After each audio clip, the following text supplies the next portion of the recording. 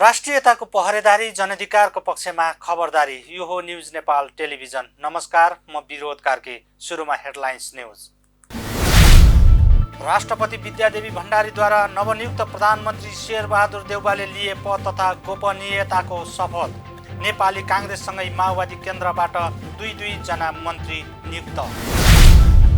आफूसँग जनादेश भए पनि सर्वोच्च अदालतको परमादेशका कारण सरकारको जिम्मेवारीबाट बिदा लिएको प्रधानमन्त्री केपी शर्मा ओलीको भनाई।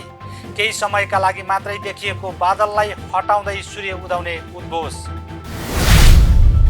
नेपालमा पछिल्लो 24 घण्टामा देशभर थप 2398 जनामा कोरोना भाइरस संक्रमण पुष्टि, 12 जनाको मृत्यु। हालसम्म 6,23,105 जना संक्रमण मुक्त। भाडा समायोजन र कोभिड-19 विरुद्धको खोप लगाउन पाउनुपर्ने लगायतका 7 बुँदे माग राख्दै यातायात व्यवसायीद्वारा यातायात व्यवस्था विभागमा धरना। सरकारले विशेष राहत दिनुपर्ने माग। भारतका केही राज्यहरूमा कोरोना महामारी पुनः द्रुत गतिमा बढ्दै। महामारी फैलिएको 8 राज्यका मुख्यमन्त्रीहरूको बैठक, प्रधानमन्त्री मोदीद्वारा आह्वान।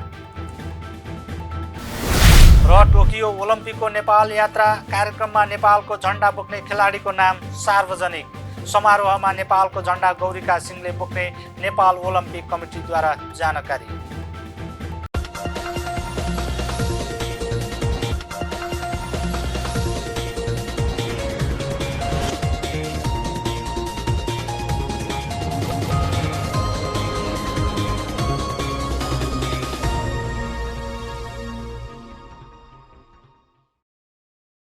अब न्युज विस्तारमा।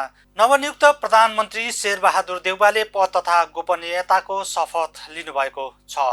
मङ्गलबार साँझ शीतल निवासमा आयोजित विशेष समारोहमा राष्ट्रपति विद्यादेवी भण्डारीद्वारा देउवाले पद तथा गोपनीयताको शपथ लिनुभएको हो। सर्वोच्च अदालतका फैसलापछि राष्ट्रपति विद्यादेवी भण्डारीले मङ्गलबार दिउँसो देउवालाई प्रधानमन्त्रीमा नियुक्त गर्नुभएको थियो। राष्ट्रपति भण्डारीले प्रधानमन्त्री नियुक्तिमा संविधानको धारा उल्लेख नगरेको भनी देउवाले नियुक्ति सच्याएर मात्र शपथ लिने अडान लिनुभएको थियो। सोही कारण शपथ ग्रहणमा ढिलाइ भएको थियो। पछि राष्ट्रपतिले सर्वोच्च अदालतको फैसलाका साथै संविधानको धारा 76(5) अनुसार प्रधानमन्त्री नियुक्ति गर्नुभएको उल्लेख गरेपछि देउवाले शपथ लिनुभएको हो।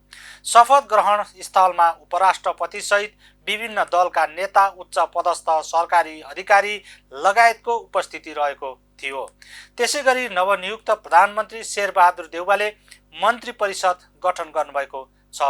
संविधानको धारा 76(5) अनुसार प्रधानमन्त्री नियुक्ति भएका देउवाले आफ्नो दल नेपाली काङ्ग्रेससँगै माओवादी केन्द्रबाट दुई जना मन्त्री नियुक्त गर्नुभएको हो। काङ्ग्रेसबाट बालकृष्ण खाँड गृहमन्त्री नियुक्त हुनुभएको छ भने ज्ञानेन्द्र बहादुर कार्की कानुन मन्त्री हुनुभएको छ।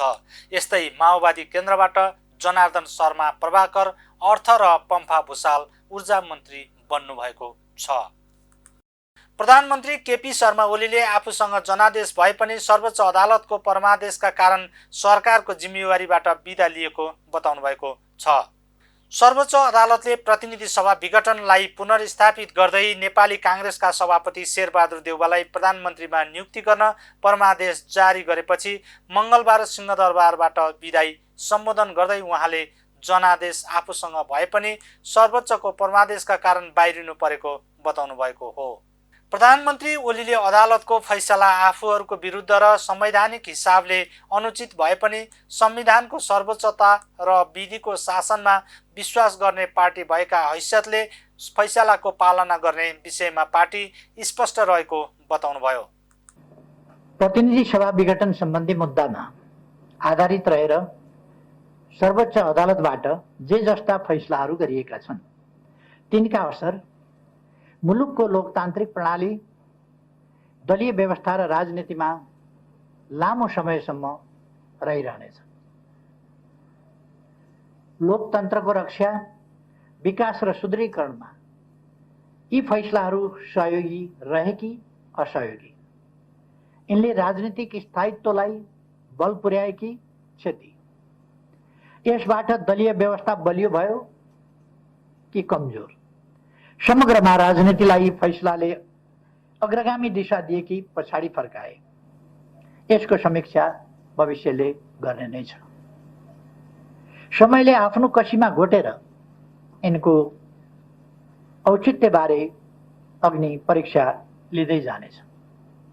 तर संविधानको सर्वोच्चता र विधिको शासनमा विश्वास गर्ने पार्टीका हैसियतले फैसलाको पालना गर्ने विषयमा पार्टी स्पष्ट रहेको कुरा म जानकारी गराउन चाहन्छु। आफूहरूको चासो र चिन्ता संविधानको रक्षा र सुदृढीकरणमा तथा बहुदलवादमा आधारित बहुदलीय प्रतिस्पर्धात्मक सङ्घीय लोकतान्त्रिक गणतन्त्रात्मक संसदीय शासन प्रणालीको भविष्यप्रति भएको भन्दै उहाँले फैसलाका कतिपय भाषा शैलीले लोकतन्त्रप्रति आस्था राख्नेहरूलाई चिन्तित बनाएको बताउनुभयो। उहाँले ताजा जनादेशका लागि जनतामा जाने निर्णयलाई निरङ्कुश र कानुनको अपव्याख्यामाथि आधारित भएर दलीय प्रणालीको आधारभूत संरचना भत्काएर सरकार बनाउने कुरालाई लोकतान्त्रिक भनेर गरिने परिभाषाले लोकतान्त्रिक प्रणालीलाई गलत दिशातर्फ धकेल्न सक्छ भन्नेतर्फ आफूहरू गम्भीर र चिन्तित भएको बताउनुभयो। लोकतन्त्रको आधार स्तम्भका रूपमा रहेका राज्यका 3वटा अङ्गबीचको सन्तुलन सर्वोच्चको फैसलासँगै नराम्रोसँग खलबलिन पुगेको टिप्पणी उहाँले गर्नुभयो। फैसलाले क्षणिक रूपमा कसैलाई खुसी र हर्ष दिए पनि लोकतन्त्रको मूल्यमा प्राप्त विजय क्षण भङ्गुर र अर्थहीन हुँदै जाने दाबी उहाँले गर्नुभयो। नियन्त्रण र सन्तुलनको सिद्धान्त बमोजिम राज्यका सबै अङ्गबीच समन्वय हुन सकेमा मात्रै र सबै आफ्नो सीमाभित्र मर्यादित र संयमित रहन सके मात्रै लोकतान्त्रिक प्रणाली सुरक्षित र गतिशील हुन सक्छ। लोकतन्त्रका आधार स्तम्भका रूपमा रहेका राज्यका 3वटा अङ्गबीचको सन्तुलन सर्वोच्च अदालतको यस फैसलासँगै नराम्रोसँग खलबलिन पुगेको छ। क्षणिक रूपमा यसले कसैलाई हर्षित तुल्याउला, कसैभित्र विजेताको भाव पनि हुर्किएला, तर लोकतन्त्रको मूल्यमा प्राप्त विजय क्षणभङ्गुर र अर्थहीन हुन जान्छ। आफ्ना विरुद्ध विभिन्न हल्ला फैलाएको भन्दै उहाँले आफूले अनुचित र अराजनीतिक हथकण्डा अपनाएर केही नगर्ने स्पष्ट पार्नुभयो। उहाँले लोकतन्त्रका लागि लड्दै आएको मान्छेमाथि नै कन्स्टिट्युसनल मोरालिटीको प्रश्न उठाएको गुनासो पनि गर्नुभयो। उहाँले लोकतन्त्र विरुद्ध गम्भीर षड्यन्त्र गरिएकाले आफूलाई समयमै निर्वाचन हुनेमा पनि शङ्का लागेको बताउनुभयो। पार्टीको तर्फबाट उम्मेद्वार बनेको र दलको चुनाव चिन्ह एवं घोषणापत्रका आधारमा जनताले विश्वास गरेर निर्वाचित गरेका प्रतिनिधिले सरकार बनाउने बेलामा चाहिँ जो कसैलाई समर्थन गर्न सक्छन्, उनीहरूले जुनसुकै ठाउँमा भोट हाल्न सक्छन्। त्यस्तो गर्दा उनीहरूमाथि कुनै व्हिप लाग्दैन, लगाउनु हुँदैन, लगाउन पाइँदैन जस्ता कुरा र सांसदहरू दलका प्रतिनिधि मात्रै होइनन् भन्ने व्याख्याले हाम्रो दशकौं लामो सङ्घर्ष, दलीय आस्थाका लागि चुकाएको मूल्य र दलीय प्रणालीको आधारभूत प्रस्थापनालाई नै चुनौती दिने काम गरेको छ। उहाँले अदालतको फैसलापछि आफू सरकारबाट बाहिरिए पनि लोकतन्त्रको रक्षा र सुदृढीकरणको पक्षमा खबरदारी गरिरहने बताउनुभयो। संविधानलाई सङ्कटतिर धकेल्ने प्रयासका विरुद्ध चट्टान भएर उभिने भन्दै उहाँले केही समयका लागि देखिएको बादललाई हटाउँदै सूर्य उदाउने उद्घोष गर्नुभयो। उहाँले कोभिड-19 विरुद्धको खोपका वर्तमान स्थितिबारे जानकारी दिँदै प्रतिकूल अवस्थामा पनि सरकारले महामारी विरुद्ध प्रभावकारी लडाईँ गरेको दाबी गर्नुभयो। सरकारले संविधानको कार्यान्वयन, राष्ट्रियताको रक्षा र सुशासनका क्षेत्रमा दूरगामी महत्त्वका काम सम्पन्न गरेको तथा सङ्घीयतालाई संस्थागत र सुदृढीकरण गरेको बताउनुभयो। उहाँले सीके राउत र विप्लवसँग भएको सहमति सम्झौतालाई पनि सरकारको महत्त्वपूर्ण उपलब्धिको रूपमा रहेको दाबी गर्नुभयो। उहाँले संविधानसँग असहमत सबै समूह संविधानको समर्थनमा आइसकेको बताउनुभयो। बाढी पहिरो प्रभावितको उद्धार तथा राहत वितरणमा पनि सरकारले उल्लेखनीय काम गरेको दाबी प्रधानमन्त्री ओलीले गर्नुभयो। पार्टी एकता जोगाउन र 5 वर्षे सत्ता टिकाउन आफ्नै कारण असफल रहे पनि निवर्तमान प्रधानमन्त्री केपी ओलीले आफूलाई षड्यन्त्र र परमादेशका बलमा मात्र सत्ताच्युत गरिएको दाबी गरेका छन्।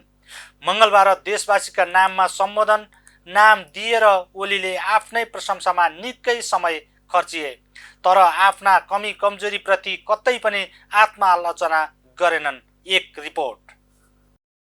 प्रधानमन्त्री केपी शर्मा ओलीले सिंहदरबार छाड्नु अघि मङ्गलबार देशवासीका नाममा सम्बोधन गर्दा गर्दै सर्वोच्च अदालतको परमादेश अनुसार काङ्ग्रेस सभापति शेरबहादुर देउबा प्रधानमन्त्री नियुक्त हुनुभएको जानकारी राष्ट्रपति कार्यालयले गरिसकेको थियो। आफूलाई अदालतको आदेशका आधारमा विपक्षी गठबन्धनका नेता देउबाले प्रतिस्थापित गरिसकेको बेला केपी ओलीले देशवासीलाई सम्बोधन गर्नु फगत एउटा औपचारिकता थियो। देशवासीको नाम लिएर आफ्नो सत्ताकालको अन्तिम सम्बोधन गरिरहँदा ओलीको भाषणको केन्द्र चाहिँ अघिल्लो दिन सर्वोच्च अदालतको फैसलाप्रति विमति राख्नमा केन्द्रित थियो। कुरा गर्न सिपालु कहलिएका प्रधानमन्त्री ओलीले आफू जनादेशका आधारमा सत्ता पाएको र सर्वोच्चको परमादेशका कारण आफू सत्ताच्युत हुनु परेको दाबी दोहोऱ्याइरहे। उनले अदालतको फैसलाको मूल्याङ्कन इतिहासले भोलिका दिनमा गर्ने भन्दै आफ्नो विमति जनाए। आफ्नो सम्बोधनका क्रममा उनले आफू मात्रै असली लोकतन्त्रवादी रहेको जिकिर दोहोऱ्याइरहे। 2052 सालमा स्वर्गीय मनमोहन अधिकारी नेतृत्वको पहिलो एमाले सरकारको स्मरण गर्दै केपी ओलीले आफूलाई पनि मनमोहन अधिकारीका रूपमा जनतालाई अर्थ्याउन खोजे। स्मरणीय छ, इतिहासमा मनमोहन अधिकारी नेतृत्वको पहिलो कम्युनिस्ट सरकार प्रष्ट अल्पमतको थियो, तर केपी ओलीको वर्तमान सरकार करिब 2/3 बहुमतका साथ सत्तामा गएको थियो। तर आफ्नो एकाङ्की सत्ता सञ्चालनका कारण ओलीको सरकार बहुमतको जनादेश जोगाउन आफैले नसकेका कारण पदच्युत भएको हो। मनमोहन सरकारको प्रसङ्ग जोडेर ओलीले आफूप्रति जनताको सहानुभूति बटुल्न खोजे पनि त्यो पत्यार लाग्दो तथ्याङ्कका साथ प्रस्तुत गर्न सकेन। आफूले 3 वर्ष 5 महिना शासनकालमा जनताको सेवा अधिकतम गर्न खोजेको हास्यास्पद दाबी बार बार पेश गरे। आफ्नो सरकारलाई सधैँ घेराबन्दीमा पारेको र काम गर्न नदिएको दाबी पनि प्रधानमन्त्री ओलीले दोहोऱ्याइए। संहिताको हुर्मत लिएका ओलीले आफ्नो शासनकालमा संहितालाई कार्यान्वयन गरेको दाबी पनि गरे। राष्ट्रका सबै प्रमुख समस्या आफ्नै कार्यकालमा फू मन्तर गरी समाधान गरेको केपी ओलीको तर्क थियो। विकास निर्माणको हकमा त आफूले भनिरहनु पर्ने आवश्यकता नै नरहेको उनले दाबी गरे। केपी ओलीले शासनकालभर बिरलै सिंहदरबार टेके। सिंहदरबारको शासन बलुवाटारको एउटा कोठरीमा सीमित गरेका ओलीले अन्तिम सम्बोधनका लागि भने सिंहदरबार रोजेका थिए। पटक पटक आफ्नो कार्यकालमा उद्यम मचाएर शान्ति र विकास गरेको दाबी गरिरहँदा ओलीले कोरोना महामारी नियन्त्रणमा आइसकेको बताए। खोप त हर जनताका लागि आफूले तयारी हालतमा ल्याइसकेको भन्दै उनले धेरैलाई हँसाए। कोरोना महामारी प्राकृतिक विपत्तिका बेला सरकारले पर्याप्त काम गरेको उनको कथन थियो। संविधानको भावना र व्यवस्था विपरीत 2 पटक संसद विघटन गर्दा अदालतले उनको निर्णय उल्ट्याइदिएको ताजा आलोकमा पनि ओलीले आफूले मात्र संविधानको रक्षा र कार्यान्वयन गरेको भनेर आफूलाई अव्वल संविधानवादी देखाउन कोसिस गरे। लोकतन्त्रका विरुद्ध गम्भीर षड्यन्त्र भइरहेको दलिल पेश गरेका ओलीले एकताबद्ध पार्टी नेकपा जोगाएन, तर अन्तिम सम्बोधनमा एकताको एक तारे बजाइरहे। सोमबारको फैसला ऐतिहासिक नरहेको ओलीको दाबी पटक पटक सुनियो। राजनीति विपरीत दिशामा लान खोजेको उनले बताए। संसद पनि पूरा कार्यकाल टिक्ने र अब बन्ने सरकार सही सलामत अघि बढ्नेमा आफूलाई शङ्का रहेको ओलीको जिकिर थियो। आफू 6 दशकदेखि लोकतन्त्रका लागि लडेको गीत गाउँदै ओलीले लोकतन्त्र आफ्नो जीविका होइन जीवन रहेको तर्क त गरिरहे, तर आफ्नो सत्ताकालका आफ्ना शासकीय कमजोरी र भूलहरूप्रति कुनै पश्चाताप र भूल सुधारका शब्द खर्चन सकेन। संवैधानिक नैतिकताको प्रश्न आफूमाथि उठाउनु गलत भएको भन्दै उनले सम्बोधनको अन्त्यतिर आफ्नै प्रशस्ति मात्रा दोहोऱ्याइरहे। जनताको नाममा सम्बोधन नाम दिई पनि ओलीको पूरा सम्बोधन आत्मप्रशंसामा केन्द्रित थियो। हाउभाउमा उनी प्रसन्न देखिने कोसिसमा थिए। एमालेको सरकार ढलाइएको उनको दलिल थियो, तर उनले एमालेको नाममा आफूले ओलीको सत्ता चलाइएको तथ्य कहीँ कतै उल्लेख गरेन। विश्वकै इतिहासमा न्यायालयले पहिलो पटक प्रधानमन्त्री तोकिनु विडम्बना भएको दाबी ओलीले गरिरहे। षड्यन्त्र चारैतिरबाट भइरहँदा आफ्नो सत्ता गुमेको भन्दै उनले आफ्ना आलोचकहरूलाई कहिल्यै पदले नपुग्ने भन्दै असन्तुष्टि र रोष प्रकट गरिरहे। एमालेका 26 सांसदहरूलाई उनले अनुशासनहीन र अराजक करार गरे। आफू भने सच्चा लोकतन्त्रवादी र सक्ली शासक भएको दावी गरे। प्रधानमन्त्रीको सम्बोधन जनताले पत्याउने नपत्याउने एउटा पाटो हो, तर जनमत जता रहे पनि ओलीले सिंहदरबार छोड्दै गर्दा पनि आफ्नै मात्र गीत गाइरहे। अरू जनताले नोटमा लिनुपर्ने र वाही वाही गर्नुपर्ने खास विषय ओलीका अन्तिम सम्बोधनमा थिएन। अहिले एमालेलाई बादलले ढाके पनि फेरि सूर्य उदाउने ओलीको जिकिर थियो, तर शक्तिशाली 2/3 बहुमतको कार्यकारी प्रधानमन्त्री हुँदा आफ्नै दम्ब र हटले पार्टी र सरकारलाई ग्रहण लगाइएका ओलीले अब विपक्षी बेन्चमा बसेर सूर्यको झलमल्ल फर्काउने उद्घोष भने पत्याइ नसक्नु खै देखिन्थ्यो। Bureau report, news Nepal television, Kathmandu. नेपालमा पछिल्लो 24 घण्टामा देशभर थप 2398 जनामा कोरोना भाइरस संक्रमण पुष्टि भएको छ। स्वास्थ्य तथा जनसङ्ख्या मन्त्रालयका अनुसार 11,012 जनामा परीक्षण गर्दा 2398 जनामा संक्रमण पुष्टि भएको हो। सोही अवधिमा 12 जनाको मृत्यु भएको छ भने 2078 जना संक्रमण मुक्त बनेका छन्। यससँगै देशभर कोरोना भाइरस संक्रमितको कुल संख्या 6,58,778 जना PCR परीक्षणमा पुगेको छ भने एन्टिजेन परीक्षणमा 45,078 जनामा संक्रमण पुष्टि भएको छ। यस्तै हालसम्म 6,23,105 जना संक्रमण मुक्त हुँदा मृतकको कुल संख्या 9,412 पुगेको छ। उसो त काङ्ग्रेसले 2074 को आम चुनावमा विपक्षमा बस्ने जनादेश पाएको हो, तर नेकपाको सरकारले 5 वर्ष कार्यकाल पूरा गर्न नसकेकाले मुख्य विपक्षी काङ्ग्रेसलाई सत्ताको नेतृत्व गर्ने अवसर मिलेको छ। अनि काङ्ग्रेस सभापति शेरबहादुर देउवालाई नै 5औं पल्ट सिंहदरबारको यात्रा जुरेको छ। हेरौँ नयाँ प्रधानमन्त्रीबारे को यो रिपोर्ट। नेपाली काङ्ग्रेसका सभापति शेरबहादुर देउवा असार 29 गते मङ्गलबार 5औं पटक मुलुकको प्रधानमन्त्री नियुक्ति हुनुभएको छ। सर्वोच्च अदालतले प्रतिनिधि सभा विघटन र नयाँ सरकार गठनका सम्बन्धमा परेका विभिन्न निवेदनमाथि सुनुवाई गर्दै सोमबार पुनर्स्थापनाको फैसलाका साथ सभापति देउवालाई 2 दिनभित्र प्रधानमन्त्रीमा नियुक्ति गर्न राष्ट्रपति कार्यालयका नाममा परमादेश जारी गरेको थियो। अदालतको फैसला अनुसार राष्ट्रपतिले मङ्गलबार उहाँलाई प्रधानमन्त्रीको शपथ गराउनु भएको हो। काङ्ग्रेसका संस्थापक नेता बीपी कोइरालाका प्रेरणाबाट राजनीतिमा होमिनुभएका देउवाको जन्म 2003 साल जेठ 31 गते डडेलधुराको आशिग्राम 5 रुवा खोलामा भएको हो। उहाँ हाल बुढानीलकण्ठ नगरपालिका भद्रकालीमा बसोबास गर्दै आउनुभएको छ।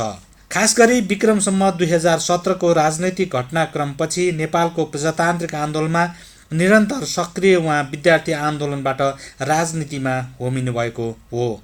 प्राथमिक शिक्षा गृह जिल्ला, माध्यमिक शिक्षा डोटी र उच्च शिक्षा काठमाडौँमा हासिल गर्नुभएका उहाँले त्रिभुवन विश्वविद्यालयबाट राजनीति शास्त्रमा स्नातकोत्तर र कानुनमा स्नातक गर्नुभएको छ।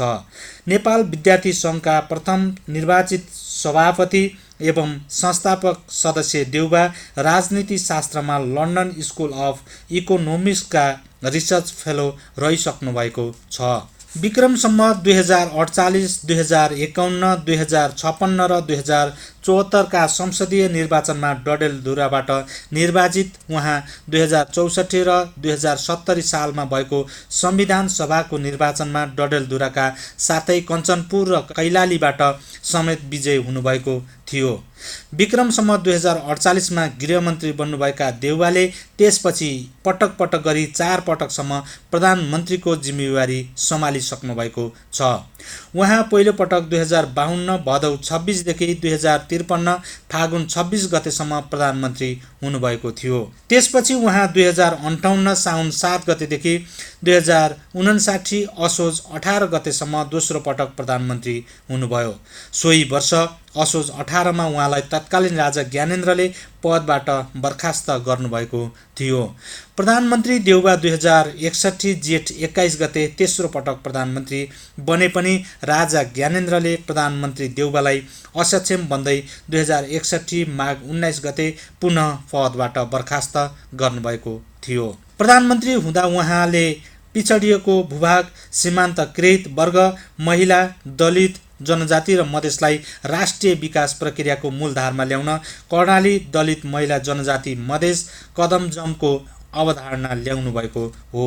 त्यस्तै उहाँकै पालामा विशेष वर्ग एवं समुदायको उत्थानका लागि राष्ट्रिय महिला आयोग, आदिवासी जनजाति आयोग, दलित आयोग जस्ता विभिन्न आयोग गठन भएका हुन्। पार्टीभित्रको कलह बढ्दै गएपछि 2059 सालमा काङ्ग्रेस विभाजन भई गठित नेपाली काङ्ग्रेस प्रजातान्त्रिकका उहाँ सभापति बन्नुभयो। पछि विक्रम सम्वत 2064मा काङ्ग्रेस र काङ्ग्रेस प्रजातान्त्रिकको एकतापछि उहाँ काङ्ग्रेसको वरिष्ठ नेता हुनुभएको थियो।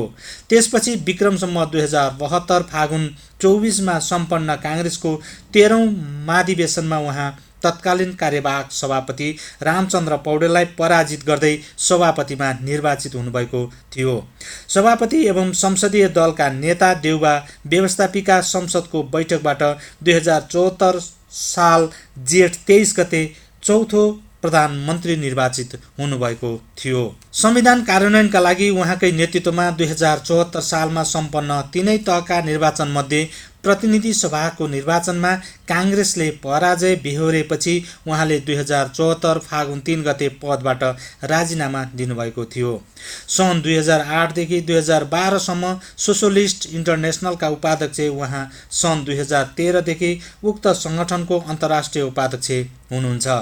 प्रजातान्त्रिक आन्दोलनका क्रममा उहाँले पटक पटक गरी 10 वर्ष कारागार जीवन बिताउनु भएको छ। नेता देउबाले भारत, चीन, Bhutan, Maldives, Sri Lanka, Thailand, Japan, Qatar, दक्षिण कोरिया, डेनमार्क, बेलायत, Germany, Norway, France, Switzerland, Greece, Belgium, संयुक्त राज्य अमेरिका, कोलम्बिया, अस्ट्रेलिया लगायत मुलुकको भ्रमण गर्नुभएको छ। Bureau report, news Nepal television, Kathmandu.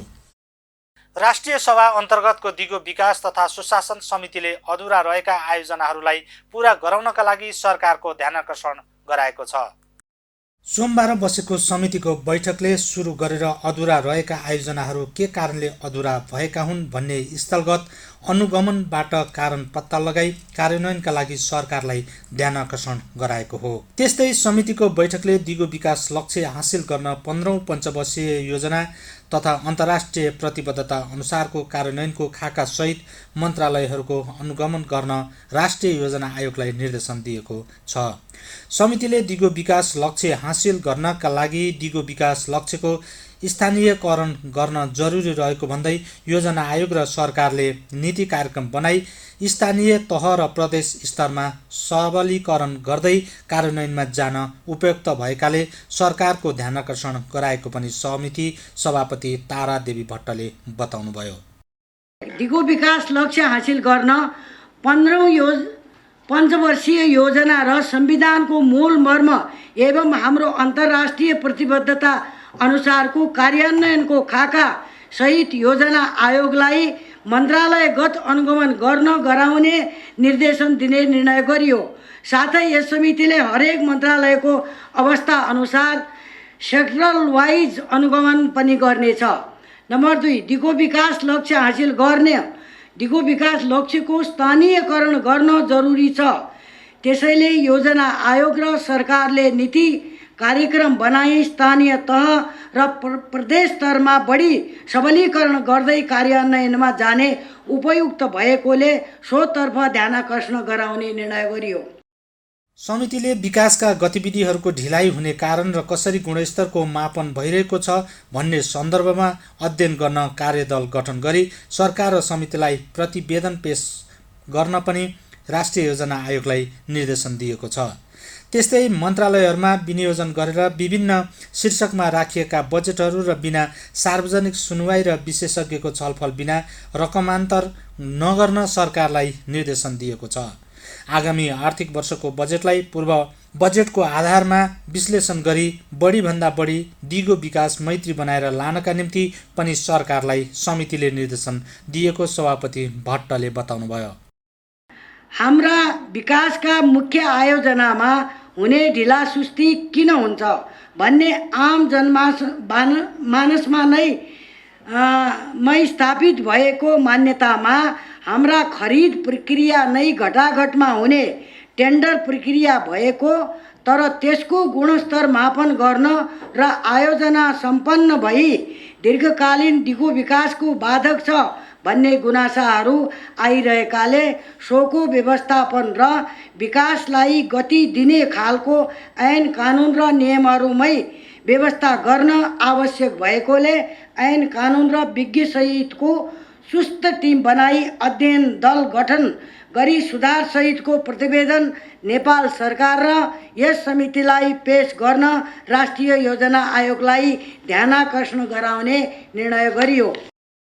दिगो विकास लक्ष्य प्राप्तिका लागि सबै सरकारवाला मन्त्रालयहरूले एसडिजी बजेट कोड राखेर कार्यान्वयन गर्न समितिले निर्देशन दिएको छ भने दिगो विकास लक्ष्य 8 अन्तर्गत मर्यादित रोजगारी सृजना गराउन सरकारको ध्यानाकर्षण समेत गरेको छ। वर्तमान सरकारको असामयिक बहिर्गमनसँगै सिंहदरबारबाट मन्त्रीहरूको बिदाई गरिएको छ। सिंहदरबारमा मङ्गलबार अपराह्न अर्थमन्त्री विष्णुप्रसाद पौडेलको बिदाई भएको छ। अर्थ मन्त्रालयमा दोस्रो पटक मन्त्रीको रूपमा आउनुभएको मन्त्री पौडेलले आफ्नो कार्यकाल सफल भएको बताउनु भएको छ। आफूले निष्ठापूर्वक काम गरेकोले सन्तुष्ट हुँदै बिदा भएको बताउनुभयो। कार्यभार सम्हाल्ने समयमा चुनौतीका चाङ रहेको स्मरण गर्दै मन्त्री पौडेलले कर्मचारीको सहयोगले सहजताका साथ काम गरेको बताउनुभयो। नयाँ त नथिएन तर चुनौती भने कल्पनातीत थिए। त्यो कल्पनातीत चुनौतीको बिचमा काम गर्नुपर्दा कस्तो हुने हो भन्ने मलाई लागेको थियो। म अहिले बिदा हुने क्षणमा आइपुग्दा म सम्पूर्ण रूपमा अर्थ मन्त्रालयको यो मेरो कार्यकालसँग म सन्तुष्ट छु र यो सन्तुष्टिको आधार यहाँहरू हुनुहुन्छ। यहाँहरूको निरन्तरको साथ समर्थन सहयोग ऐक्यबद्धता र अविच्छिन्न निष्ठापूर्ण प्रयासका कारणले यो सफलता प्राप्त भएको छ भन्ने म ठान्छु। यसबिचमा हामीले कोभिडको कारणले हाम्रो अर्थतन्त्रले बिग्रिन नपाओस् भनेर केही मेजर्सहरू पनि अप्नायौँ। अरू विभिन्न हिसाबले हामीले सोच्यौँ, यसका निम्ति प्रयासहरू गऱ्यौँ। मुख्य रूपले आगामी आर्थिक वर्षको लागि बजेट तर्जुमा गर्नुपर्ने जिम्मेवारी हाम्रो काममा थियो। स्रोतको व्यवस्थापन र सँगसँगै एउटा आशा जगाउने, विश्वास जगाउने त्यस प्रकारको कार्यक्रमहरू पनि हुनुपर्ने र सँगसँगै रियलिस्टिक पनि हुनुपर्ने, मनोगत पनि हुन नहुने त्यस प्रकारको एउटा विशेष परिस्थितिमा हामी थियौँ। बजेट तपाईँहरूले मिलेरै तर्जुमा गऱ्यौँ। अर्थमन्त्री पौडेलले सरकारमा आउने जाने काम निरन्तर हुने हुँदा अनौठो मान्नु नहुने बताउनुभयो। यस्तै सिंहदरबारबाट भौतिक पूर्वाधार तथा यातायात मन्त्री वसन्त कुमार नेम्बाङको पनि बिदाई गरिएको छ। भौतिक मन्त्री नेम्बाङले आफूले चाहे जस्तै गरी कर्मचारीहरूको सहयोग पाएका कारण राष्ट्र र जनताप्रतिको दायित्व पुरा गर्न सकेको बताउनुभयो।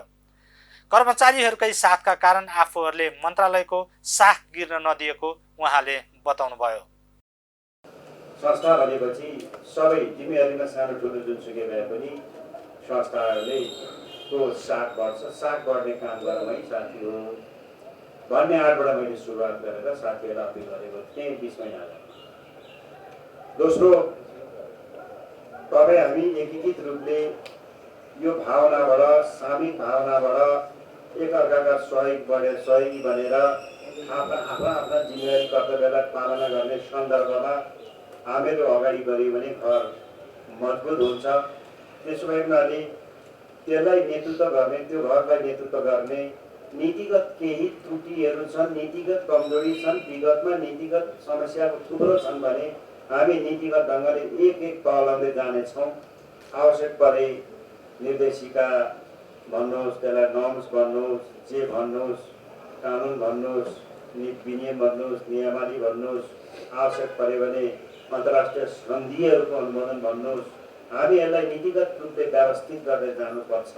संस्थालाई लान्छौँ, नीतिगत सुधार गर्नुपर्छ। मैले यो अनुरोध गरेको थिएँ। उहाँले ओली नेतृत्वको सरकारले विकास निर्माणको कामलाई तीव्रता दिएको पनि उल्लेख गर्नुभयो। अब पालो बिजनेस न्युजको।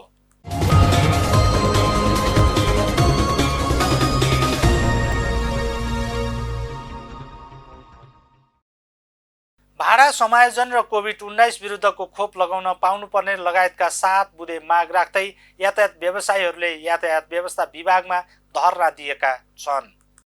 यातायात व्यवसायीहरूले यातायातसँग सम्बन्धित व्यक्तिहरूलाई कोभिड-19 विरुद्धको खोप लगाइनु पर्ने, यातायातको भाडा समायोजन गर्नुपर्ने र मौद्रिक नीतिमा व्यवसायीको समस्यालाई समावेश गरिनुपर्ने लगायतका 7 बुँदे माग राख्दै मंगलबार यातायात व्यवस्था विभागको कार्यालयमा धरना दिएका हुन्।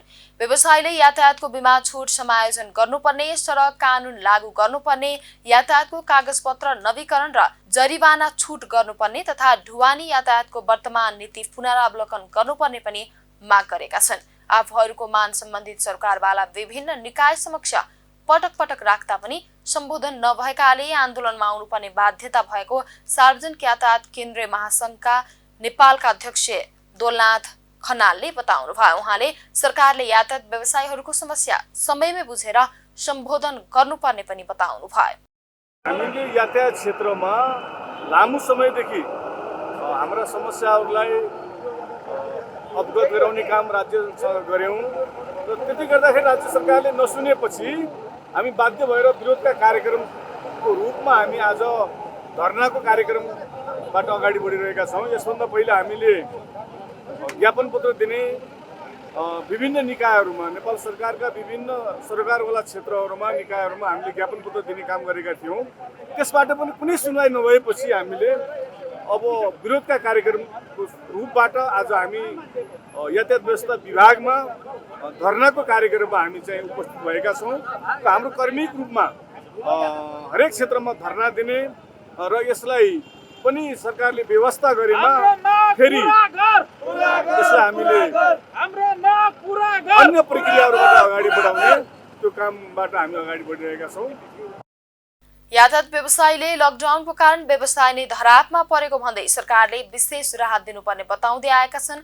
धरनाका क्रममा नाराबाजी समेत गरेका थिए भने आम्दानी छैन, बैंक किस्ता र राजस्व तिर्ने छैन, बैंकको ज्यादती बन्द गर, निषेधाज्ञा अवधिभरको बीमा पूर्ण रूपमा छुट गर लगायतका प्लेकार्ड प्रदर्शन समेत गरेका थिए।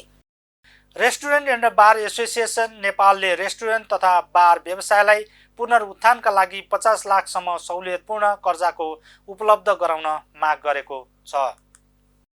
सोमबार पत्रकार सम्मेलन गर्दै रेस्टुरेन्ट एन्ड बार एसोसिएसन नेपालले कोभिड-19 का कारण पर्यटन क्षेत्रमा धेरै असर परेको र पर्यटन क्षेत्रभित्र पर्ने रेस्टुरेन्ट तथा बार व्यवसायलाई पनि अत्यन्तै असर परेको भन्दै यस व्यवसायलाई पुनरुत्थान गर्न कम्तीमा एक पटकको लागि बिना धितो 50 लाख रुपैयाँसम्मको सहुलियतपूर्ण कर्जा उपलब्ध गराउन माग गरेको हो। त्यस्तै बैंकहरूबाट लिएको ऋणको ब्याज र किस्ता व्यवसाय पूर्ण रूपमा सञ्चालन नभएसम्म कम्तीमा 3 वर्षका लागि थप गर्न तथा निजी आवास निर्माणका लागि लिएको ऋणको ब्याज दरलाई सहुलियत दर र तिर्ने पूर्ण तालिकीकरणको लागि बैंकहरूसँग समन्वय गरिदिन पनि एसोसिएसनको माग रहेको छ। यसैगरी बैंकहरूले गर्ने लगानीको निश्चित प्रतिशत रकम पर्यटन क्षेत्रमा अनिवार्य रूपमा लगानी गर्ने कार्यविधि बनाउन र रेस्टुरेन्ट क्षेत्रमा आश्रित कर्मचारीहरूको जीविकोपार्जनको लागि कम्तीमा 3 लाख रुपैयाँसम्म सहुलियतपूर्ण ब्याज दरमा घरायसी कर्जा उपलब्ध गराउन पनि माग गरेको रेस्टुरेन्ट एन्ड बार एसोसिएसन नेपालका कोषाध्यक्ष नरेश ध्रुव श्रेष्ठले बताउनुभयो। कोभिड-19 को महामारीबाट अधिक पीडित यस पर्यटन क्षेत्रका लागि गत आबोको बजेटबाट सहुलियतपूर्ण पुनर्कर्जा उपलब्ध गराउने सरकारको सबै पीडित व्यवसायमा समान रूपमा उपलब्ध हुने गरी कानुनी प्रक्रिया सरल सहज बनाइयोस्। अधिक पीडित पर्यटन क्षेत्र पर्ने यस रेस्टुरेन्ट तथा बार व्यवसायलाई पनि पुनरुत्थानको निम्ति कम्तीमा एक पटकको लागि बिना धितो 50 लाखसम्मको सहुलियतपूर्ण कर्जाको उपलब्ध गराइयोस्। त्यस्तै एसोसिएसनले रेस्टुरेन्टमा पस्कने खानाको कच्चा पदार्थ पूर्ण रूपमा कृषि उपज हुने भएको र अधिकांश स्वदेशी उत्पादन नै हुने भन्दै 13% मूल्य वृद्धि कर खारेज गर्न पनि माग गरेको छ। सरकारले कर्मचारीलाई 10 दिनको आन्तरिक भ्रमणमा जान दिई अतिरिक्त तलब उपलब्ध गराउने हुँदा वित्तीय संस्थामा कार्यरत कर्मचारीहरूलाई पनि आन्तरिक भ्रमणमा पठाउने व्यवस्था गर्न समेत माग गरेको छ। असार मसान्तभित्र विकास निर्माणको बजेट सक्याउने उद्देश्यले धमाधम निर्माण कार्य भइरहेको छ। काममा निर्माणको गुणस्तर हदैसम्म खराब भएको देखेर पनि नियमन गर्ने निकाय मस्त निन्द्रामा रहेको अवस्थामा आम नागरिकको भरोसा स्थानीय जनप्रतिनिधि उप खस्किँदै गएको एक गाउँपालिकाको बाटो निर्माणले प्रष्ट गरेको छ। हेरौँ प्रकाश तिवारीको रिपोर्ट। बारा जिल्लाको प्रसौनी गाउँपालिकाको वडा नम्बर 6 प्रष्टोकादेखि बेलहियासम्म जाने बाटोको असारे निर्माणमा चरम लापरवाही देखिएको छ। 50 लाखको लागतमा करिब 700 मिटर लम्बाइ निर्माणाधीन उक्त बाटो निर्माणमा बजेट सकाउने र रकम कुम्ल्याउने चलखेल भइरहेको छ। गाउँपालिका वडा नम्बर 6 प्रष्टोका वडाध्यक्ष ब्रिज किशोर कुशवाहाको अगुवाईमा गठित उपभोक्ता समितिले करिब 700 मिटर बाटो निर्माणको जिम्मा पाएकोमा निर्माणाधीन बाटोमा ढलानको लागि आवश्यक बालुवा र फलामे डन्डी नै प्रयोग नगरी इन्जिनियरिङको अद्भुत नमुना पेश गरेको छ। सिमेन्टमा बालुवाको सट्टा ग्राभेल प्रयोग गरी निर्माण गर्न लागि उक्त बाटो गुणस्तरहीन त छँदैछ, त्यसमा पनि यसरी निर्माण हुने बाटोमा बढीमा 20 लाख खर्च हुने र बाँकी रकम दुरुपयोग हुने स्थानीयको आकलन छ। बाटो 16 फिट चौडा हुनुपर्नेमा कहीँ 12 फिट त कहीँ 15 फिटसम्म साँघुरो निर्माण भइरहेको छ। पालिकाको वडा नम्बर 6 मा गुणस्तरहीन बाटो निर्माणको विषयप्रति गाउँपालिकाको ध्यानाकर्षण भई लिखित रूपमै सो बाटो निर्माण कार्य तत्काल बन्द गरी सोको विषयमा के कसो भएको हो सोको प्राविधिकबाट नापजाप तथा गुणस्तर परीक्षण गराई सो योजना कार्यान्वयन हुनुपूर्वको र कार्यान्वयनको अवस्था समेतको तस्बिर सहितको महत्त्वपूर्ण सत्य तथ्य यथार्थ विवरण समेटी आजको मितिले 2 दिनभित्र यस कार्यालयमा लिखित प्रतिवेदन पेश गर्न सम्बन्धितलाई आदेश दिएको छ। सडक निर्माणका लागि पालिका प्रमुख भोला गुप्ता र प्रमुख प्रशासकीय अधिकृत धनेन्द्र भुजेलले वडा अध्यक्ष ब्रिज किशोर कुशवाहासँग मोटो नजराना लिएको जनगुनासो प्रति सो कुरा निराधार रहेको प्रमुख प्रशासकीय अधिकृत भुजेलले बताउनुभयो। आफूहरूको छवि धमिलो पार्न यस प्रकारको भ्रम छरिएको समेत उनले दुखेसो पोखे। यता गाउँपालिका अध्यक्ष प्रमुख प्रशासकीय अधिकृत वडा अध्यक्ष र इन्जिनियरहरूको प्रत्यक्ष निगरानीमा वडामा बाटो निर्माण भइरहेको र निर्माणको गुणस्तर खराब देखेर पनि दोषीलाई कारवाही नगरेको भन्दै स्थानीयवासी न्यायको लागि हार गुहार गर्दैछन्। वडा अध्यक्ष ब्रिज किशोर कुशवाहाले प्रदेश सरकारद्वारा निर्माणका लागि उपलब्ध गराइएको 50 लाख रकम दादागिरी पारामा आफ्नो पक्षका व्यक्तिहरूको संलग्नता रहेको उपभोक्ता समिति गठन गरी विकासको रकम हिनामिना गर्न खोजेको पालिका प्रमुख भोला गुप्ताले बताए। सुरुमा वडा नम्बर 5 का वडा अध्यक्षको पहलमा उपभोक्ता समिति गठन गरिए पनि कुशवाहाले कामै गर्न नदिएको र विवाद खडा गरी आफू खुसी अर्को उपभोक्ता समिति गठन गरी मनाही गर्दा पनि बाटोको काम अगाडि बढाएको र काम नसक्दै बिल भाउचर लिएर भुक्तानीको लागि आएकोमा पालिकाको गुणस्तरहीन निर्माण गरेको भन्दै भुक्तान रोकिएको थियो। बाटो निर्माणको जिम्मा पाएको उपभोक्ता समितिले बालुवा नपाएर बालुवाको सट्टा ग्राभेल प्रयोग गर्नु परेको जनाएको छ। बालुवा नपाएर ग्राभेल नै प्रयोग गर्नु परेको बनावटी बाध्यता खेपिरहेको समितिले अत्याधिक मात्रामा ग्राभेल र न्यून मात्रामा सिमेन्ट प्रयोग गरी बाटो निर्माण गरिरहेको छ। बाटो निर्माणमा खटेका मजदुरहरूले इन्जिनियर विवेक कुशवाहाले सोही अनुसार काम गर्न आफूहरूलाई निर्देशन दिएको बताए। विवेक वडाध्यक्षका आफन्त हुन्। यसरी निर्माणकै क्रममा रहेको बाटो भत्किन समेत थालेको छ। निर्माण कार्य प्राय राति स्थानीय सुतिरहेको बेला धमाधम हुनुले पनि यसमा संलग्नताहरूको नियत प्रष्ट हुन्छ। निर्माण कार्य प्राय राति स्थानीय सुतिरहेको बेला धमाधम हुनुले पनि यसमा संलग्नहरूको नियत प्रष्ट हुन्छ। गाउँपालिकाले निर्माण कार्य रोकेर स्पष्टीकरण पेश गर्न लिखित निर्देशन दिए पनि वडा अध्यक्ष कुशवाहाले मनोमानी तवरले कार्य जारी नै राखेका छन्। यसबारेमा समेत गाउँपालिकालाई जानकारी भएको र मनमर्जी काम गर्ने वडा अध्यक्षको भुक्तानी कुनै पनि हालतमा नहुने प्रशासकीय अधिकृत धनेन्द्र भुजेलले जनाए। न्युज नेपाल टेलिभिजनका लागि क्यामेरामा दीपक चौधरीका साथ प्रकाश तिवारी, वीरगञ्ज। अब पालो इन्टरनेसनल न्युजको।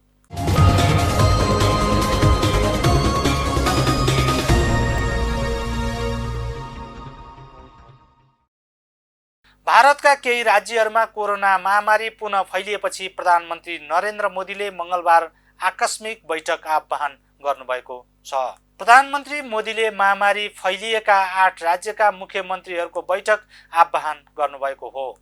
पछिल्लो समय आसाम, नागाल्यान्ड, त्रिपुरा, सिक्किम, मणिपुर, मेघालय, अरुणाचल प्रदेश र मिजोरम जिल्लामा कोरोना संक्रमण दर उच्च हुँदै गएपछि मोदीले मुख्यमन्त्रीहरूसँग छलफल गर्न लाग्नुभएको हो। भारतका अधिकांश जिल्लाहरूमा कोरोना संक्रमण गति कम हुँदै गएको बेला पूर्वी जिल्लाहरूमा कोरोना महामारी फैलिएपछि चिन्ता थपिएको छ।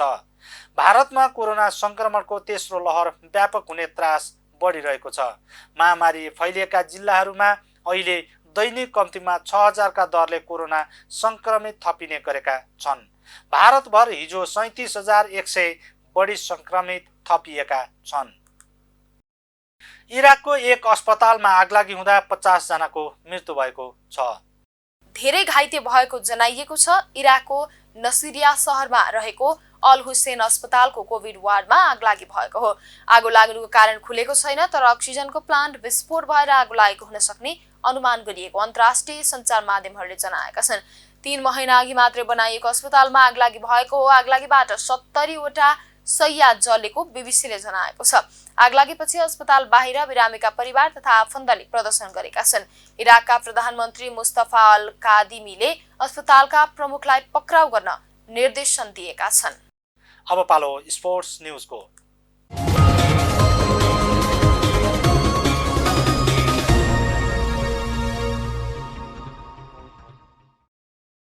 आसन्न टोकियो ओलम्पिकको उद्घाटन समारोहमा नेपालको झण्डा गौरीका सिंहले बोक्ने भएकी छन्।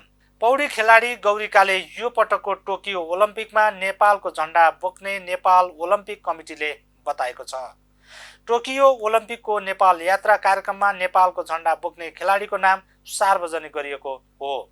यसपटकको ओलम्पिकमा नेपालबाट 4 खेलका 5 खेलाडीले सहभागिता जनाउँदैछन्। यस्तै प्रतियोगितामा नेपालबाट 5 खेलाडी सहित 26 जनाको टिम जाने भएको छ। 10 दिनपछि सुरु हुने ओलम्पिकका लागि नेपालको टिम 19 तारिकमा जाने कुरा छ, तर केही पदाधिकारीहरूले टिकट भने अझै पाइसकेका छैनन्। हामी न्युज बुलेटिनको अन्त्यमा आइपुगेका छौं। जाँदा जाँदै हेडलाइन्स न्युज पुनः एक पटक। राष्ट्रपति विद्यादेवी भण्डारीद्वारा नवनियुक्त प्रधानमन्त्री शेरबहादुर देउवाले लिए पद तथा गोपनीयताको शपथ। नेपाली काङ्ग्रेससँगै माओवादी केन्द्रबाट 2 जना मन्त्री नियुक्त।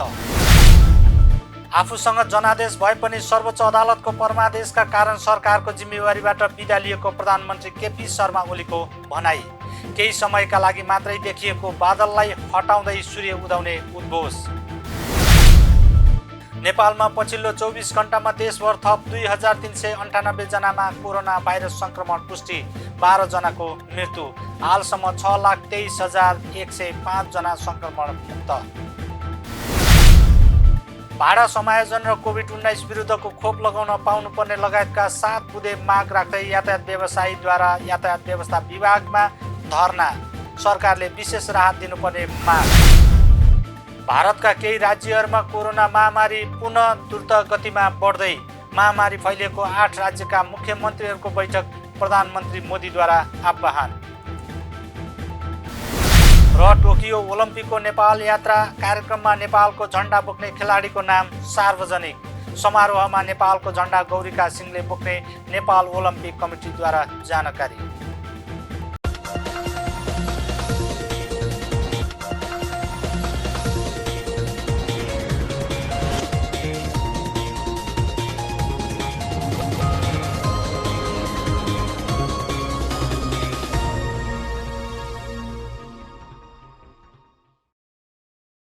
अहिलेलाई न्युज नेपालको न्युज बुलेटिन यति नै। हाम्रो न्युज र कार्यक्रमहरू युट्युब र फेसबुकमा पनि प्रत्यक्ष हेर्न सक्नुहुनेछ। राष्ट्रियताको पहरेदारी, जनअधिकारको पक्षमा खबरदारी हेर्दै रहनुहोला न्युज नेपाल टेलिभिजन। नमस्कार।